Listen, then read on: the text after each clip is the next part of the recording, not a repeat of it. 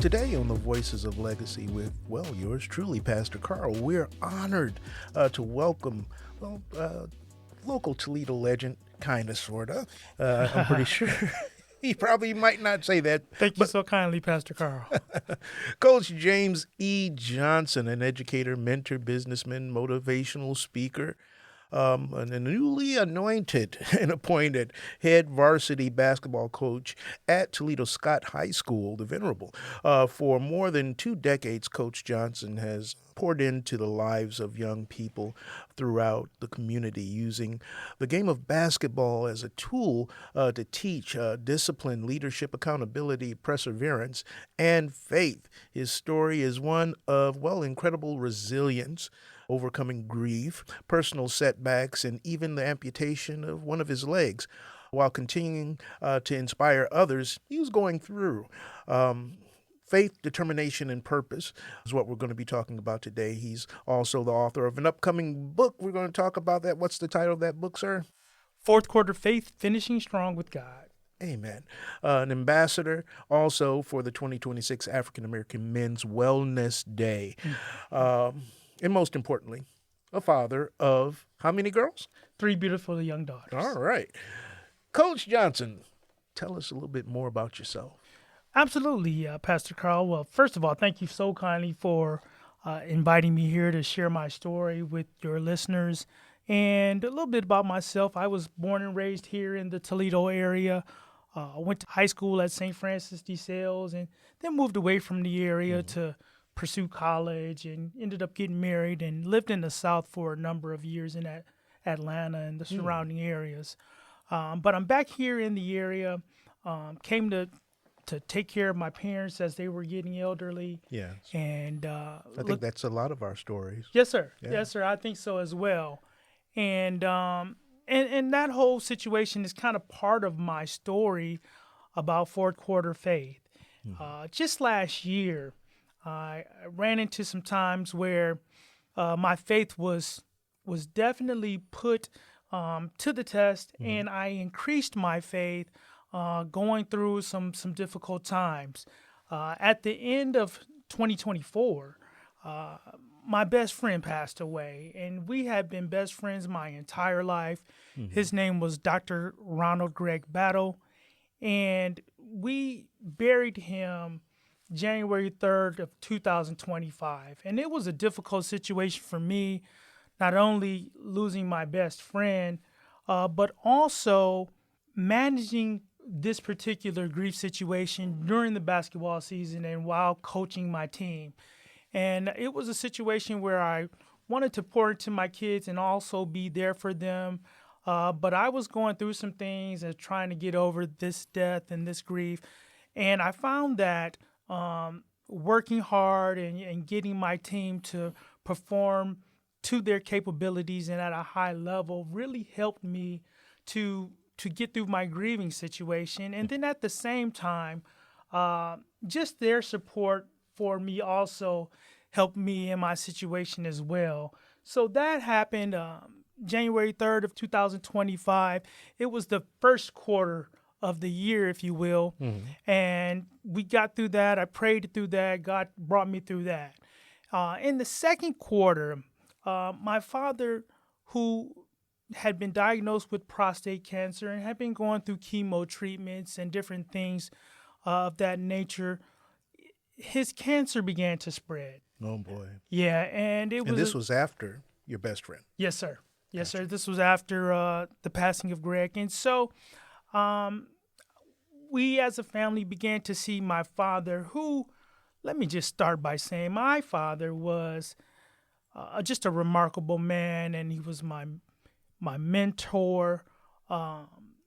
He was a leader of our family, someone I always looked up to, always has been there for my family, for me and my 3 other siblings. And so What did your father do? my father was a heavy equipment operator at Toledo Edison, Ah. and had retired after 38 years of tremendous service there. He was also very active at our church.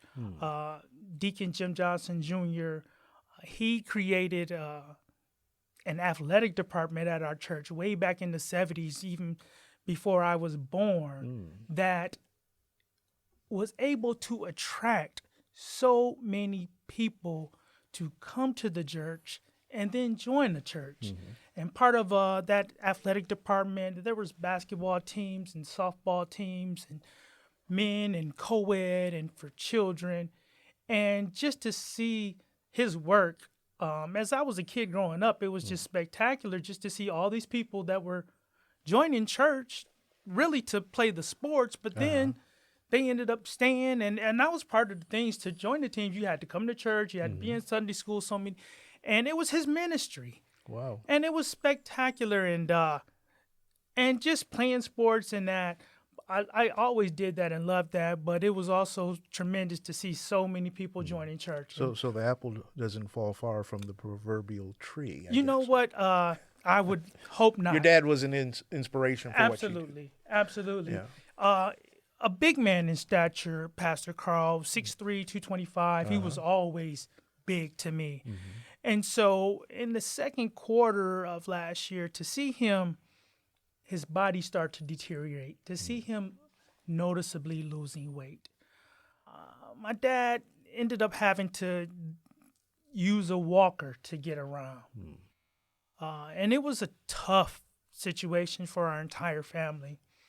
But we kept praying, we kept believing that his prostate cancer was going to be healed and he was going to get completely better. And that's just how our family goes about things. We just continue to pray. We continue to ask God to provide a way for us. So how did you handle that sounds like back-to-back grief-like situations with male figures that were so prominent in your life? I tell you what, Pastor Carl, it was extremely difficult and extremely hard. And the only way I was able to get through that is through prayer. I prayed a lot during those times. The losing of my best friend, we were 52 years old. We had been friends our entire life. And a little backstory on that, his dad was my dad's best friend in high school, and they also played college basketball together and such.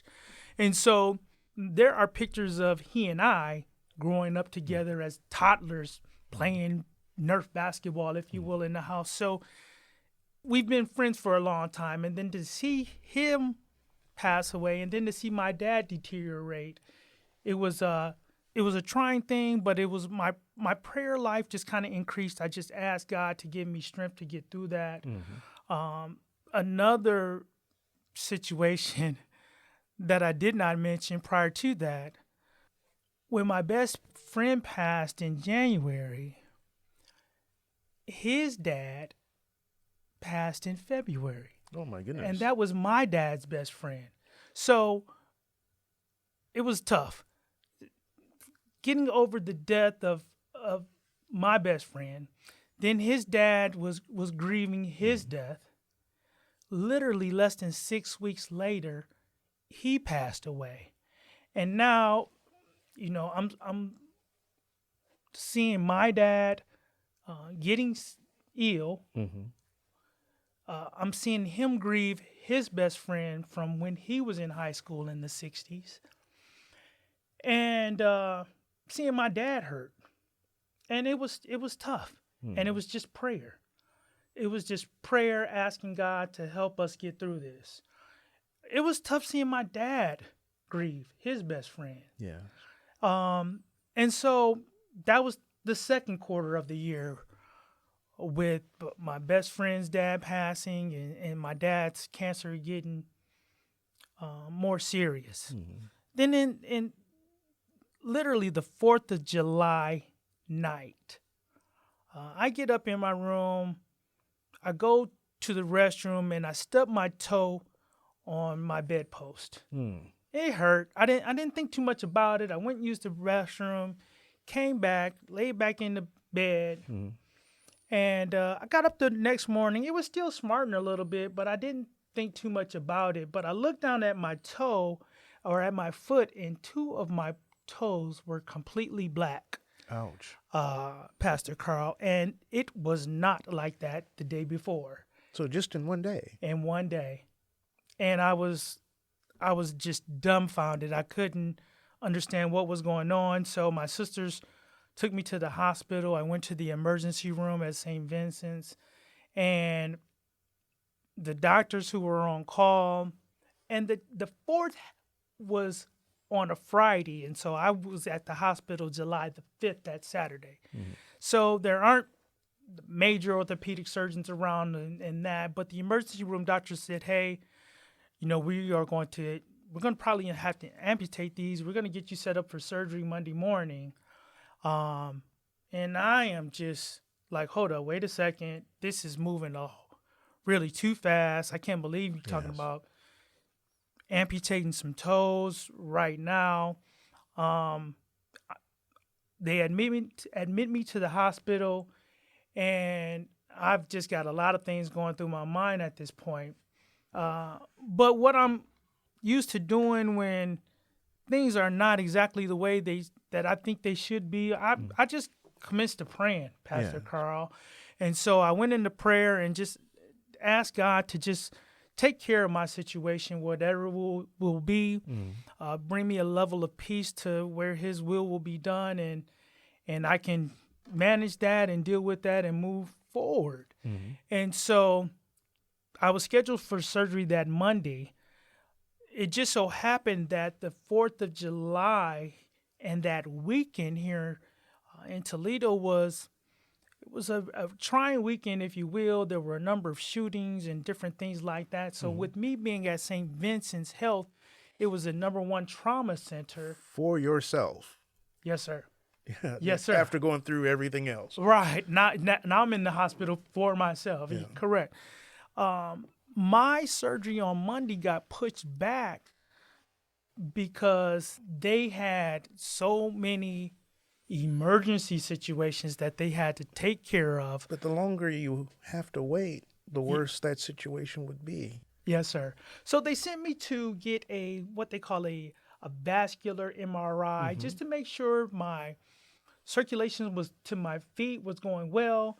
That they said the circulation was going great, so they wanted to open me up, take a look at the infections in there, clear out the infections, and they decided, hey, maybe we can allow your toes and save your toes, and we won't have to do the amputation. We'll just clear out the infection. You're getting great circulation down there. Possibly your toes will heal and you can come back from this. And so they scheduled me, and I actually went on into surgery that Wednesday. The surgery went well. They left my toes intact, although they were still completely black. It was worrisome. But they wrapped my foot up and gave me antibiotics, and I was on antibiotics from the time I got in the hospital that Saturday morning. 24/7, Pastor Carl. The nurses would come in the middle of the night. Hey, it's time to change your IV. And I had an infection that was in my body, specifically, I guess, in my foot area, that was not healing. And it wasn't healing for two reasons. First, because the infection was so deep, and it was a lot of infection, I guess. And then secondly, when they did the surgery and closed me back up, my body wasn't healing properly because I was suffering from diabetes. And my blood glucose levels were not being controlled. And I'm going to be... Did you know you had diabetes? Yes, sir. I knew I had diabetes, and this is part of what I talk about in my book, Fourth Quarter Faith. It was a situation where I had not been diligent in taking care of my diabetes. My blood glucose levels were out of control, and it wasn't a situation where I was being completely neglectful and eating desserts or drinking sugary drinks all the time. I made sure I did that, but I wasn't monitoring my insulin intake.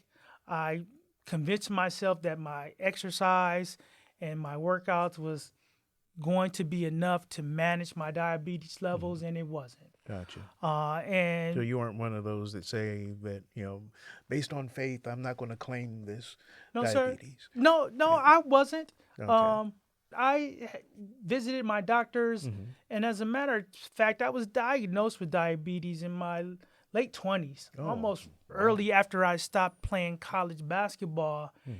And doctors told me, from the very beginning, you need to stay on top of this. You need to get Hmm. control of this. You don't want to have complications down the line. So this is kind of adding up. So the stumping of your toe, Yep. Yeah. it pretty much revealed what was already there. Yes, sir. And to be honest with you, Pastor Carl, my orthopedic surgeons and Mhm. doctors ended up telling me later, if I hadn't stubbed my toe and came into the hospital that morning, I could have passed out and that infection could have really been a lot worse Hmm. than what I ended up experiencing. Understood. And it was really a blessing, if you will, that Mhm. that happened to me that way. So they put off the surgery. What happened? So I went back in. They did the infection and tried to get that out. Hmm. Sent me home. I'm changing my dressings approximately 6 days later, Hmm. and I'm looking at my foot, and it's not healing. The wounds were getting larger on my foot. Hmm. I ended up taking some pictures and sending it back to the orthopedic surgeon and saying, "Hey, this doesn't look right to me. Hmm. Are you sure this is moving the way you want to move?" He looked at the pictures. "Hey, can you come in tomorrow? We need to get you back in under the knife." Hmm. So I went in the next day after sending those pictures in, Yeah. and we discussed what needed to move forward. And at that time, we needed to do the amputation. Hmm. But they were intent on getting some infection out some more. They sent me home with oral antibiotics after I left the hospital. But as soon as I got back in there and they got me prepared for the surgery, we went back on the IV Hmm. antibiotics. And it was determined at that time that they weren't going to just amputate the two toes. My orthopedic surgeon recommended to me that we would need to amputate all of the toes. Hmm. We really need to cut this infection out of your body. We are going to start with all of your toes and just half of your foot. Hmm. This was a situation I really had not prepared myself for. As a matter of fact, Pastor Carl, I was in my hospital room watching my church service online, and I had some residents come in to say, "Well, we're going to have to, take you back into surgery. You can choose whether we're going to amputate your entire foot or just have your foot with your toes." And I'm like, "Wow, that's a choice to give somebody." Hmm. And I've heard my pastor say that the fervent prayers of the righteous Righteous. Yeah. prevaileth much. Yeah. And I had been somewhat prideful in being in the hospital. I hadn't told my pastor that I was in the hospital Hmm. prior to. I asked my mom and dad. My mother's a mother at our church. My dad's a deacon. Hmm. But I asked them, "Hey, can y'all not tell everybody about my personal health situation? This is my business. I don't want it all out there." But I texted my pastor that morning from the hospital bed and said, "Hey, can you pray for me and ask the church to pray for me? Here's what my situation is. I'm facing an amputation on Monday. I'm a little scared. I'm a little nervous, but I know God's got me. Hmm. Would y'all pray for me?"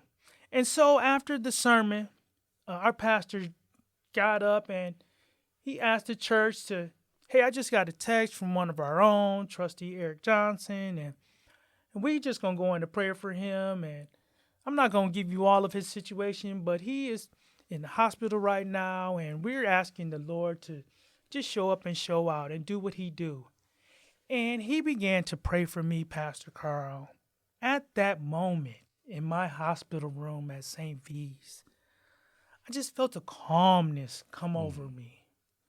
I just felt that peace of just having not only my pastor, but my entire church in Hmm. prayer. I just felt the prayers. And I began to get calm. I asked God, and I was praying for myself as well, but asked God to help me make this decision. So I went with the decision that we're going to just amputate the toes and half the foot. So that amputation happened.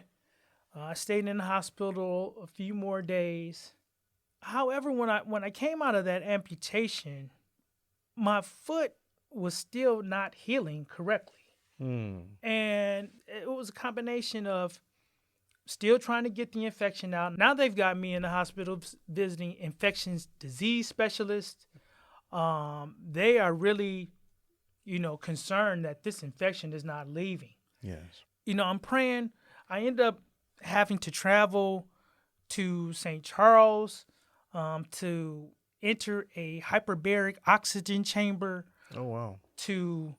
Ended up doing that 2-3 times a week to have increased oxygen into my body to help heal my amputated foot.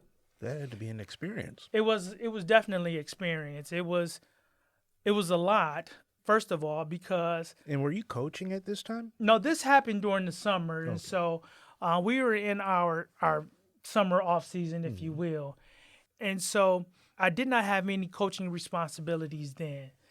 However, as I was traveling to my oxygen chamber and trying to get healthy, I'm still noticing this thing isn't healing. And one day I went over there. The doctors over there has put me in the oxygen chamber. Could not get my blood pressure down. Or I had to take some vital signs before I went into the oxygen chamber. And my numbers were just off. So he called my orthopedic surgeon and he said, "Hey, we got James over here.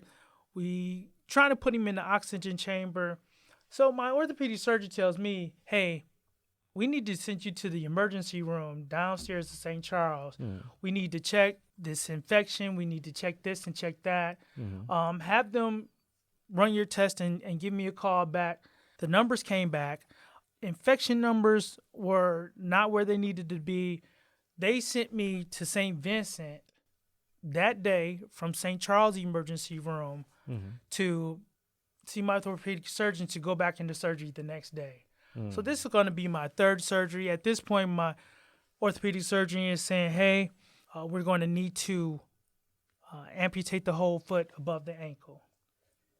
And at this point, I'm just praying. I'm having my pastor come out to visit me at the church, different deacons and elders of the church. But I'm praying that I'm gonna get healed. I got an amputation of my foot above the ankle. I started feeling better, but they were still concerned. And my orthopedic surgeon told me, "We're going to probably have to do another amputation just to be sure that we get all of this infection out of your body, probably below the knee." Wow. So I stayed in the hospital. And after the amputation above the ankle, I went in for another vascular MRI. And they said, "Hey, you know what? You've got good circulation down to this portion of your leg. Things are looking better." And my orthopedic surgeon was like, "Well, it's glad we got the circulation, but we still want to do that other amputation just to be sure." So they scheduled me for that amputation. That was August 25th. It was my 5th surgery from the time I went in July to the end of August. I remember that day being August 25th specifically as me having my final surgery amputation. It's my mother's birthday. And I was extremely upset that I was in the hospital, couldn't celebrate my mom and the rest of my family. But I was telling them, "Hey, don't worry about coming out here to see me. I'm being all right. They're taking good care of me." And at that time, my father was really getting ill. He wasn't moving as much. I remember a time where... So you're getting your leg amputated, not to cut into what you're saying. Yes, sir. And your dad is suffering from cancer. Yes, sir. At the same time. Yes, sir. My mom is literally an angel on earth. She is running me to my doctor's appointments. She's turning around taking my dad to his cancer treatments and his doctor's appointments.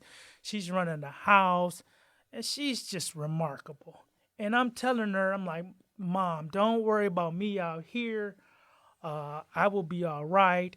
It was one time after one of my amputations that she and my dad came up to visit me, and my dad, bless his heart, he was getting around on his walker, and he used so much energy just to get into my hospital room, to sit in the chair over there.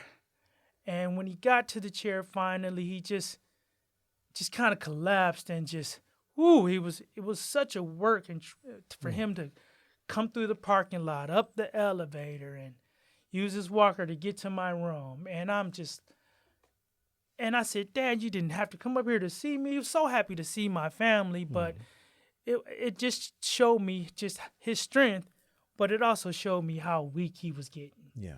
So this happened in the third quarter with my amputations.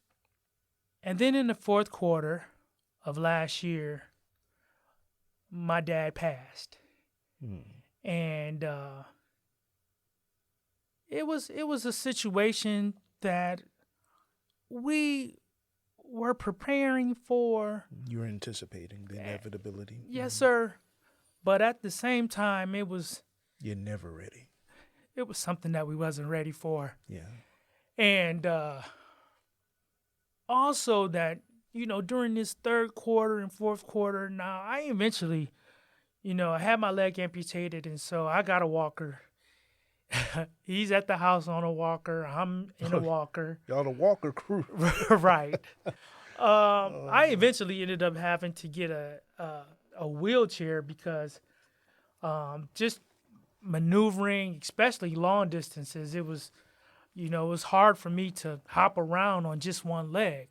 So I ended up getting a wheelchair, and I spent a lot of the time at the house just talking with my dad. Just reminiscing, just talking, just spending time with him. I thank God for that. It was a beautiful thing, and it was a blessing. And my dad always poured into me. But it was a blessing just experiencing him, just talk about different things and asking him questions about, ancestors and family members and just the closeness and his faith. Knowing his cancer was spreading. It had spread to his stomach and to the other organs around the prostate, and his diagnosis was such, and he used to go to see his doctor religiously every year. We'd get his checkups, and he was a relatively healthy man, but when he got discovered with the prostate cancer, he was already at fourth stage, and so it was tough from the very beginning. So he ended up passing November 19th, and that happened in the fourth quarter. And so, and that is where I got my title for the book, Fourth Quarter Faith, and finishing strong with God. It was in that fourth quarter that, for me, was my most trying moment of my life. We've covered a lot of information with Coach James E. Johnson today. We would very much like for you to check out the next episode of The Voices of Legacy, where we'll share the remainder of this interview on WGTE Public Media. Thank you for listening to The Voices of Legacy. This is your friend, Pastor Carl Mitchell III, your host of this program. We want you to go to wgte.org/legacy to like, share, subscribe, and hear all of our past podcasts and our future podcasts. Be a friend and join with us in the Voices of Legacy, where you're writing your own legacy every day that you live. Have a blessed day.